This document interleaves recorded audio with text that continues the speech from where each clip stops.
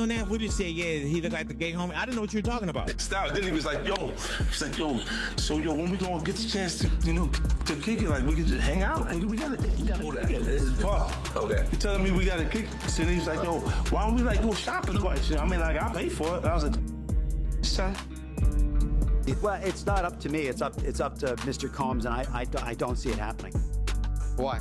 Because he believes he's innocent.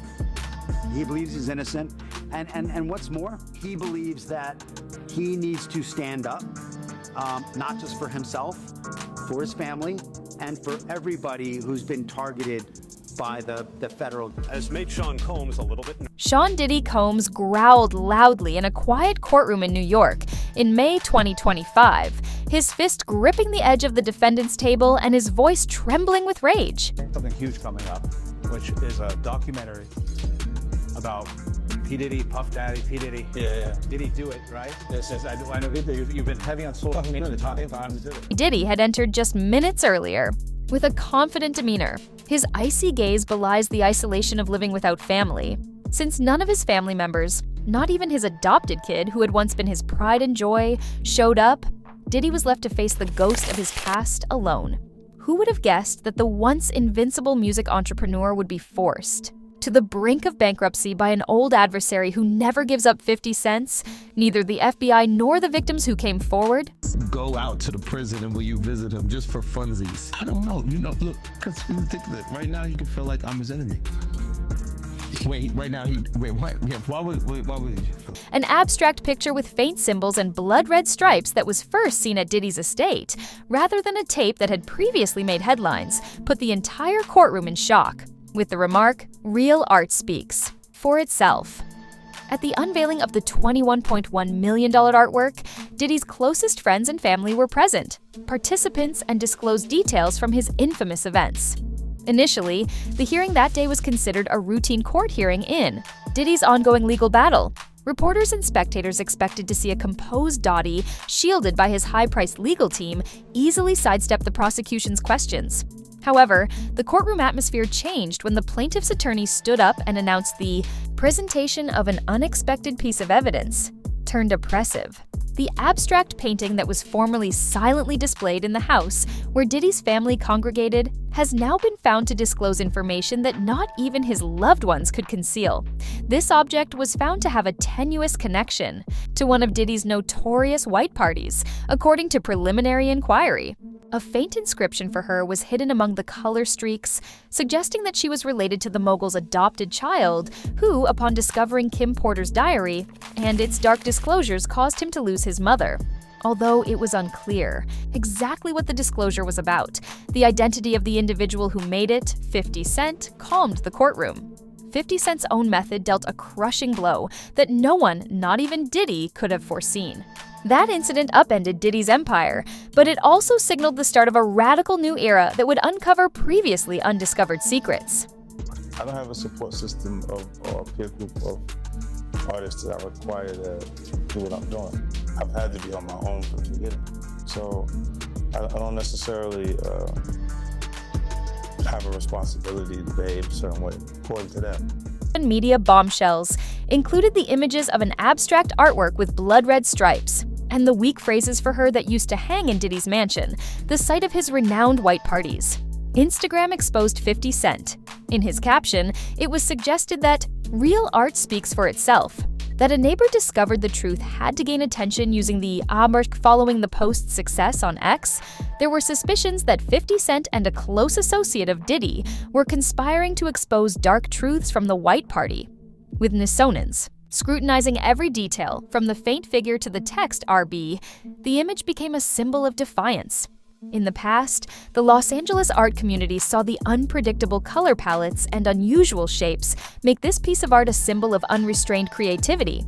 For 10 years, it was only discussed in passing in pieces on high society aesthetics, as a component of Diddy's lavish lifestyle. However, 50 Cent utilized his instincts to turn the photo into a tool for the prosecution, giving it to a team of forensic image analysts who began analyzing observed anomalies from minuscule symbols to strategically placed feeble silhouettes. The abstract lines seemed to conceal messages. While it took more time to reveal its hidden meaning, one expert speculated that the picture bearing the RB designation and her message may have been created by a witness who knew Roger Bonds.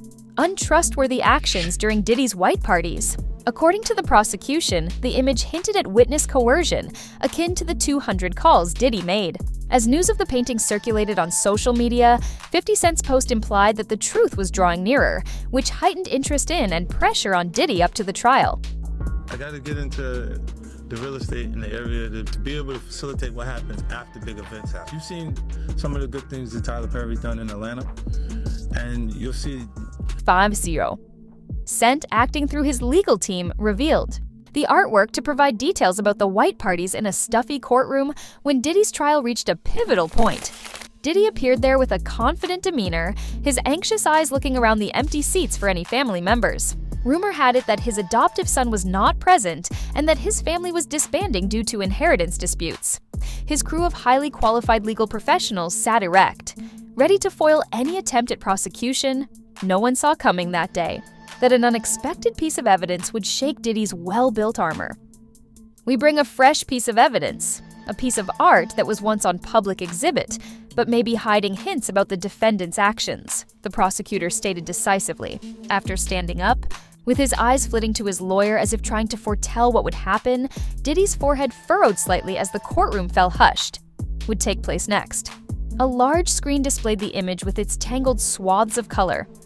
A specialist in photo analysis assisted the prosecutor in beginning a preliminary presentation. They called attention to the fact that some aspects of the artwork, like the inscription in this area and the RB symbol, resemble witness handwriting and seem to reproduce secrets from Diddy's illegal activities at his white parties. The decoding process was still underway, they emphasized, and the artwork was only the first step toward unveiling more important truths. Reporters frantically browsed. Whispers filled the courtroom as the jurors exchanged curious glances. Diddy, who always gave off the impression that he was unbeatable, began to lose his temper. With his eyes fixed on the TV, he leaned forward and spoke quickly to his lawyer in a whisper. He was capable of can no longer pretend to be uneasy when the prosecutor said that Diddy might have been accused by someone close to him who was concealing awful secrets using the painting. 50 Cent is trying to ruin me. Diddy continued to gesture at the prosecution as the judge hammered the gavel for an order. When you continuously call Puff gay, is that not your relationship in Hollywood? I don't call him gay. I said that ain't trying to. Diddy was uncomfortable with the painting, even though it hadn't been fully decoded yet. It suggested that truths he thought were hidden might be revealed not by physical evidence or witnesses, but rather by something he had previously proudly displayed. Did he leave the courtroom with a tight face and blank eyes as the trial came to an end? His outburst had revealed his panic, but his lawyer quickly pulled him back to his seat, conclude as if he could know that this picture was just the beginning of something more significant. At the prosecution's table was a forensic image analyst who was revealed as a former FBI collaborator. He calmly and steadily described every aspect of the image, with each statement hammering Diddy's trust. According to the expert, there was a faint figure in the lower left corner that appeared to be giving an order with its arm up. The defendant himself. He deliberately turned his gaze to Diddy. Zooming in on the screen revealed a string of tiny, nearly imperceptible symbols that corresponded to the date of a well-known white party in 2012, when there had been earlier media accusations of illegal activities. There was a curving, blood-like streak of dazzling light that caused some jurors to furrow their brows. Red that was interpreted as a sign of violence or harm. The most shocking aspect of Diddy's former bodyguard, who vanished after revealing information about the white parties, was the RB marking, which analysts believed might be associated with Roger Bonds. The expert said, "We believe that this image may have been taken by someone who witnessed events that took place within the defendant's area of influence, concealing undiscovered mysteries." She pointed to the screen and remarked, "This is just a piece of art, Your Honor. There is no concrete evidence linking this painting to any illegal activity." The prosecution is deliberately misleading the jury with speculative evidence, he said in a deep, forceful voice. Another attorney stated in Absolutely, and I'm sure the judge really looked into that because although we know that these are allegations, there's been no evidentiary hearing as to whether or not these actually rise to the level of obstruction. Just the idea that he is not even following the rules that are enlisted by the prison is already a sign to the judge that he may not follow any conditions that are set forth. And so those type of allegations, whether or not there's been an evidentiary hearing, just speaks to the actions of the individual while incarcerated. Any random detail created by an artist or designer could be marked with the R.G. Burke marking. The prosecution does not have a direct witness to substantiate these assertions. The middle-aged judge banged his gavel to restore order, his stern features on display as his sharp eyes searched both directions. He added, "I will examine whether this evidence is admissible, but the prosecution may proceed with its presentation." The prosecution refrained from a 2014 TV footage had the picture prominently displayed on the wall as the camera swept throughout the living room of Diddy's mansion. I remember Diddy himself talking to the camera and beaming brilliantly in this clip. It sums up my path. What was initially a boast became a devastating blow. Speaking to the jury, the prosecutor emphasized that the defendant not only knew about the artwork, but relished it, ordered it, and it is now working against him. The whole courtroom held its breath, observing Diddy closely. His ability to maintain composure had diminished. When his hands began to shake and he jumped to his feet, the presentation was interrupted and the wooden chair thumped loudly backward. He shouted, his voice breaking and echoing throughout the room. "This is a phony. You are making an effort to undermine me. The authenticity of this painting is lacking." His eyes were aflame. His brow had thick lines drawn over it, and his cheeks were flushed scarlet with worry. One juror was astonished when he suddenly slammed his palm into the table. 50 Cent is doing this. "He wants to destroy me," he yelled, gesturing at the prosecution. Diddy's lawyer immediately jumped up and tried to pull him back to his chair. "Calm down, Sean," someone pleaded passionately, but Diddy ignored them. "I didn't. Is there anything wrong?" he added, his voice shaking. It is not proof that the painting is just art. As the judge repeatedly pounded his gavel, "If you don't keep the peace, mister, I'll have to impose more severe measures." In the back row, reporters scrawled frantically on their laptops, aware that this would be a news story. Diddy sat down reluctantly, panting heavily, but his eyes blazed as though he was trying to find a way out.